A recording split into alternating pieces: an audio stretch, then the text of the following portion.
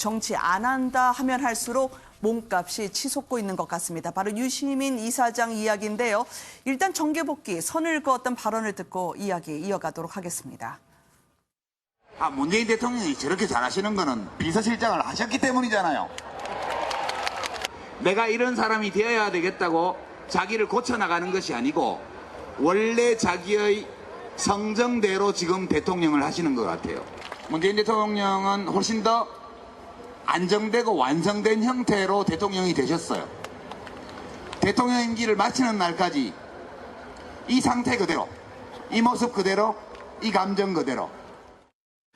이 차기 대선 후보 여론조사를 한 결과를 보면은 이사장님께서 그래도 순위에 가장 높은 곳에 올라 있는 경우도 있는데 조금만 더 하면 내가 대통령 되는 건 아닌가 그렇게 생각하실 수 있는 거 아니세요? 현실적으로 네. 그게 이제 안 되고 싶어요. 네, 안 되고 싶고 선거에 나가기도 싫고 노무현 대통령이 저보고 정치하지 말고 글 쓰라고 말씀하셨다. 그게 당신이 그 당시에 그런 상황에서 너무 한스러운 거예요. 그러니까 도대체 정치가 뭐냐? 정치는 보통 사람들의 평범한 일상의 행복을 누리도록 그렇게 하는 것이 정치의 본 목적인데 그 일을 하기 위해서 나의 행복을 어떻게 했느냐. 정치라는 것이 너무 힘든 일이고 정치에 따르는 책임이 너무 무겁고 이건 저의 삶에 대한 선택이기 때문에 네. 존중해 주셨으면 해요. 오늘 이 뉴스를 다루는 이유는요. 유시민 이사장 입장에선 최상의 여론조사 결과가 나왔기 때문입니다. 이 선거에 안 나간다는 마음 알겠다. 그래도 나가면 지지하겠다. 이런 결과던데요. 김 변호사님. 네, 그렇죠. 정계 복귀 안 할 것이 48%로 정계 복귀 할 것 38.2%보다 훨씬 많았어요. 이제 그런데 정계를 만약에 복귀한다면 지지할 것이다라는 이제 그런 응답 조사가 거의 60%에 가깝게 많이 나왔습니다. 이제 그러니까 이제 한마디로 결론을 내보면 그거죠. 아마도 정계 복귀 안 하실 것 같은데 만약에 혹시라도 나온다면은 지지하겠다라는 이제 그런 민심이 표출된 그런 여론조사예요. 그러니까 유시민 전 장관의 어떤 네임밸류를 훨씬 드높이는 그런 조사 결과가 아닌가 싶은데 저도 이게 여러 번 듣다 보니까 유시민 전 장관 같은 경우에 다시 정계에 과연 나올까? 일단은 노무현 전 대통령의 죽음으로 굉장히 개인적인 상처를 깊이 입으신 것 같은 느낌이 들고요. 이제 그동안 방송에서 하는 이야기들도 틈틈이도 저 정치에 이제 관심은 계속해서 기울이고 있지만 본인이 주자로서는 적합하지 않다고 그렇게 판단하는 부분이 좀 눈에 띄거든요. 이제 그렇지만 그럼에도 불구하고 정말 이건 그러니까 최악의 상황인 거죠. 최악의 상황으로 굉장히 좀 어려워지고 민주당이 지지율이 급격히 떨어지고 그래서 유시민 밖에는 주자가 없다고 한다면 그때는 구원투수로 나설 가능성도 배제할 수는 없다고 생각합니다. 네, 최악이라고 말씀하시지만 풍요로운 주자들 관리하고 있는 여권의 여유가 느껴집니다. 자, 송 교수님 어떻게 보세요? 지금 이분이 친노로 불리면서 노무현 전 대통령 가짜뉴스 바로잡겠다고 하지만 사실 돌아가신 분 가짜뉴스가 많지는 않을 텐데 이 문재인 대통령의 가짜뉴스를 집중적으로 공략하면서 확장성이 오히려 앞으로도 넓어질 거라는 전망이 나오거든요. 네, 같은 생각입니다. 지금 홍카콜라 유튜브 시장이 보수가 거의 선점하고 있는 이런 기울어진 운동장 형태거든요. 네. 과거에는 팟캐스트를 진보가 좀 선점을 했다가 보수가 정신을 차리고 보수가 선점을 하다 보니까 대항을 해야 되겠다 하면서 홍카콜라에 대항해서 나타났는데 홍카콜라를 거의 누르고 있는 상황입니다. 그리고 내세우는 게 가짜 뉴스와의 전쟁이라는 게 뭐냐면 현 문재인 정부의 어떤 좋은 정책들이 이 뉴스들이 가짜 뉴스들이 폄훼하고 왜곡해가지고 국민들에게 제대로 전달이 안 된다라는 생각을 갖고 있는 겁니다. 그래서 이거에 대해서 팩트 체크하겠다. 그래서 알릴래요, 그다음에 고칠래요, 가짜 뉴스 고칠래요 이렇게 얘기하는데 제가 볼 때는 한 개만 더 하면 어떠시겠느냐. 여기에서 들을래요를 하나 더 개설하신다면 더 많은 지지가 올라가지 않겠나 이런 생각이 듭니다. 비 변호사님은 여론조사 보시면서 어떤 생각이 드셨어요? 물론 지금 이분이 범진보라고 해야 될까요? 지금은 보수라고 해야 될지 정권을 교체했기 때문에 어떻게 표현해야 될지 모르겠는데 이분이 뭐 대선 주자로서 발돋움한 거는 당연한 결과라고 저도 생각을 합니다. 이해찬 당대표가 제일 먼저 찾아간 게 유시민 전 의원이었고 그리고 노무현 재단 이사장으로 모신 그 순간부터 본인은 정치를 안 하겠다고 하셨지만 어쩔 수 없이 시대의 흐름이라든지 혹은 뭐 국민의 부름이라든지 이런 명분으로 어떻게든 정치권에 발을 들여놨다고 저는 평가를 하는데요. 다만 좀 이제 걱정이 되거나 우려되는 점은 이겁니다.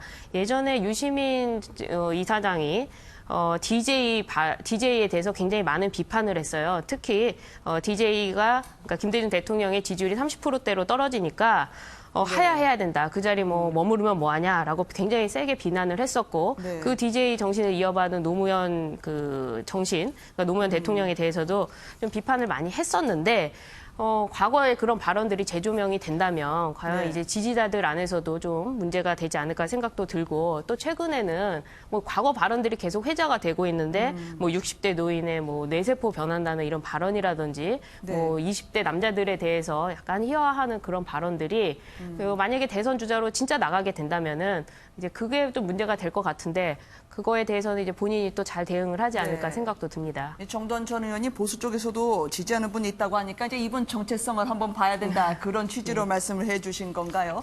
유시민 이사장의 이 여론조사 결과를 저희가 전해드렸는데요. 자, 이 또 한 분도 오늘 여론조사 결과가 나왔는데 조국 수석입니다. 먼저요, 이 조국 수석 청와대에 남았는데 야당의 견제와 공격이 집중이 될 것 같습니다. 오늘만 해도 나경원 원내대표가요, 조국 수석은 영혼 탈곡기라는 신조어를 들고 나왔던데요. 오늘 발언 먼저 들어보시도록 하겠습니다. 어제 청와대 참모직 개편은 한마디로 야당에 대한 전쟁 선포라고밖에 볼 수 없습니다. 이미 저희가 이 견책 인사, 문책 인사가 되어야 한다고 주장했건만 면죄부 인사를 주고 말았습니다. 임종석 청와대 실장은 지금 통일부 장관을 간해 총선에 출마하네 이렇게 얘기하고 있습니다. 조국 수석은 국민과 함께 사법개혁을 하겠다 이런 이야기를 트윗에 올리고 있습니다. 사과와 반성 대신에 저는 이것은 오만한 태도라고 생각을 합니다. 저희가 그래서 이름을 붙였습니다. 조국 수석에 대해서. 휴대폰 사찰 수석. 그리고 이제 휴대폰을 사찰하면 그 사람의 모든 사생활, 소위 양심과 영혼까지 다 나옵니다. 그래서 영혼 탈곡기 조국 수석이라고 이름을 붙였습니다. 자유한국당에서 분주히 공격은 하긴 했는데요. 이분을 이 차기 주자 적합도 여론조사에 넣는 분들이 있었네요. 순위 안에 들어갔다면서요, 김 교수님. 그러니까요. 전체 주자를 놓고 평가를 했는데요. 그 중에서 14위를 했습니다. 그래서 그 수치를 보면 4.2%가 나왔는데요. 그 놀라운 사실은 현역 지사인, 도지사인 경남도지사 김경수 지사를 앞서는 그런 내용이 나왔습니다. 그리고 또 범진보 진영을 따졌을 때는 심상정 의원 그리고 김부겸 장관을 또 제치는 그런 결과도 나왔거든요. 그만큼 조국 수석이 그동안 살아왔던 인생들 굉장히 개혁적이고 또 뭐 서울대 법대 교수뿐만 아니라 이런 시민단체 활동을 하면서 보여줬던 그런 개혁적인 성향 그리고 그런 것들이 보여지는 그런 인생의 삶이 있었는데요. 최근에 이제 운영위 회의에서 여러 가지 이런 자유한국당의 공격에 대해서 상당히 선방을 했다 이런 평가를 받지 않았습니까? 그 자리에 나와서 여러 가지 제기된 의혹에 대해서 또박또박 법적인 측면들도 그리고 현실적인 측면들을 들어서 반박을 했는데요. 그래서 결국은 자유한국당이 주도해서 만든 운영위 회의가 결국은 자유한국당이 거기서 완패하지 않았느냐, 준비가 안 됐다. 결국은 나경원 원내대표가 영혼 탈곡기라는 비판을 했지만 도리어 현실에서는 조국 수석에게 자존심에서 완패를 당한 판이었었기 때문에 더 아마 화가 저는 났을 거라고 보는데요. 일단 조국 수석에 대한 이런 국민적인 인지도 그리고 개혁 성향 이번 회의를 운영위 회의를 통해서 결국은 자유한국당이 조국 수석을 키워준 거 아닌가 뭐 이런 판단도 들어갑니다. 이 민정수석실 이제 도전과 과제가 또 있지 않겠습니까? 지금 오늘 한 보도에 따르면 청와대 행정관이 육군 참모총장을 불러낸 것, 특히 카페에서 면담한 것 같고 청와대가 조사 금지령을 내렸다라는 보도가 있었는데 청와대에서는 아니다라고 해명을 했던데요. 어떤 내용입니까, 변호사님? 그러니까 최근에 문제가 됐던 게 청와대 행정관이 육군 참모총장을 토요일 날 카페에서 만나서 군 인사 자료를 뭐 서로 이야기를 했다 이런 얘기가 보도가 됐는데요. 그게 보도가 되니까 청와대에서는 아니라고 했었고 이제 육군에서도 이제 얘기가 나왔는데 오늘 조선일보 기사에 이 카페 면담이라고 칭하더라고요. 이 카페 면담에 대해서 청와대 민정실이 조사 금지령을 내렸다라는 얘기가 나왔습니다. 그러니까 이걸 좀 덮고 가자라는 의혹을 제기한 건데요. 이에 대해서 청와대는 사실과 다르다. 오히려 우리는 철저하게 수사를 하라고 했다라고 이야기를 했습니다. 근데 문제가 되는 거는 이제 이 육군 참모총장이 왜 이 공식적인 라인이 아니라 토요일 날 카페에서 이 행정관을 만났는가. 그리고 그 행정관의 임명 배경에 대해서도 여권 인사 혹은 정부 인사들이 변호사 시험을 통과한 이 사람이 도대체 어떻게 이런 인사 자리에 인사수석실 행정관으로 들어올 수가 있었는가 하는 의문점을 제기하고 있는데 이런 사람이 어떻게 육군 참모총장을 직접 불러내서 만날 수가 있는가 하는 의문점을 제기했는데요. 오늘 육군에서 나온 얘기를 보면은 그 얘기가 청와대 인사 담당 측에서 실무적인 어려움이 있으니까 좀 도와달라라는 부탁을 받고 마침 또 일정이 육군 참모총장이 서울에 있으니까 주말에 시간을 내서 그 행정관, 특히 일을 담당하는 행정관을 만났다라고 이야기를 하고 있어서 서로 좀 다른 내용인데 그 가장 큰 문제점이 이거 같아요. 공식적인 라인을 통하지 않고 외부에서 만났기 때문에 어떠한 경우든 좀 문제가 되는 건 아니냐 하는 점에 있는 것이죠. 오늘 공교롭게 이 안에서 군대를 다녀오신 유일한 분께 김 교수님께 여쭤봐야 될 것 같아요. 그러니까 인사 자료를 분실해서 면직했고 또 만나는 건 문제가 없다고 하는데 왜 구태여 또 조사를 하겠다고 하는 거죠? 일단 정확하게 그 실상을 파악하는 게 중요하고요. 더군다나 그 중요한 자료 아니겠습니까? 거절했다는 거 아니에요. 우리가 충분히 다 했다고요. 그러니까요.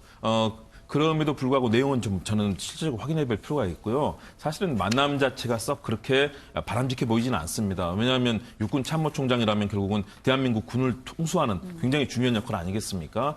물론 대통령의 대리인이자 어떤 메시지를 전달하기 위해서 행정관이 만날 수 있는 가능성은 저는 있다고는 보입니다. 만일 경우 청와대에서 긴급하게 연락을 해온다면 누구든 사실은 청와대 그런 위상을 생각할 때 만날 수 있지 않겠습니까? 그럼에도 불구하고 그 시간대라든가 절차라든가 이런 것을 봤을 때는 최소한도 청와대에서 육군 참모총장을 존중해 주지 않는다면 어떤 국민이 또 육군 참모총장을 존중하겠습니까? 더군다나 군내에서 지휘의 또 그런 계통도 있거든요. 그런 측면에서 그 과정에 대해서 좀 더 명백하게 좀 밝힐 필요가 있고요. 그런 측면에서 청와대와 또 이 언론 보도가 서로 엇갈리고 있는데 이 부분은 좀 명백하게 좀 규명을 할 필요가 있어 보입니다. 알겠습니다.